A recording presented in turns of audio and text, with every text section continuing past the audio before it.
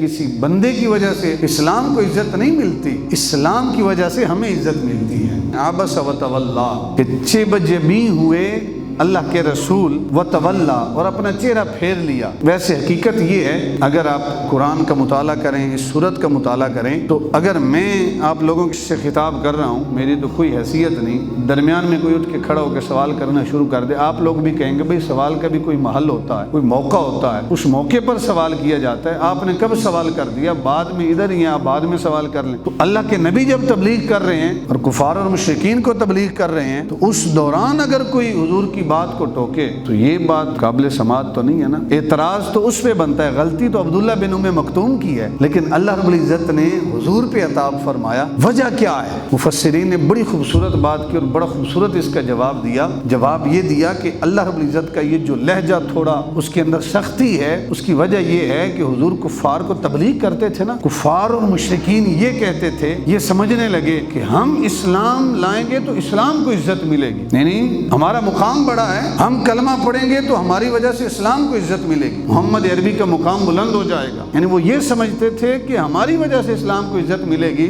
جبکہ حقیقت یہ ہے کہ کسی بندے کی وجہ سے اسلام کو عزت نہیں ملتی، اسلام کی وجہ سے ہمیں عزت ملتی ہے۔ اسلام عزتیں دینے والا ہے۔ اللہ رب العزت نے ان کے ذہنوں میں یہ بات ڈالنے کے لیے اس لہجے میں کلام کیا کہ تم یہ کہتے ہو کہ تمہارے اسلام لانے سے اسلام کو عزت ملے گی، فرمایا میری نگاہوں میں تمہارا اتنا مقام نہیں ہے جتنا میرے نابین حضور کے صحابی کا مقام ہے، جتنا عبداللہ بن ام مکتوم کا مقام ہے۔ وہ کفار کے بڑے بڑے جو رؤساء ہیں، جو بڑے بڑے سردار ہیں، ان سے بڑھ کر مقام اس نابینا صحابی کا ہے۔ اس لیے لہجہ سخت ہے کہ تم اسلام قبول کرو یا نہ کرو، یہ تمہارا اپنا کام ہے، لیکن اے حبیب جنہوں نے اسلام قبول کیا ہے ان کا جو مقام ہے وہ میری نگاہوں میں بھی بڑا ہے اور تیری نگاہوں میں بھی ان کا مقام بلند ہونا چاہیے۔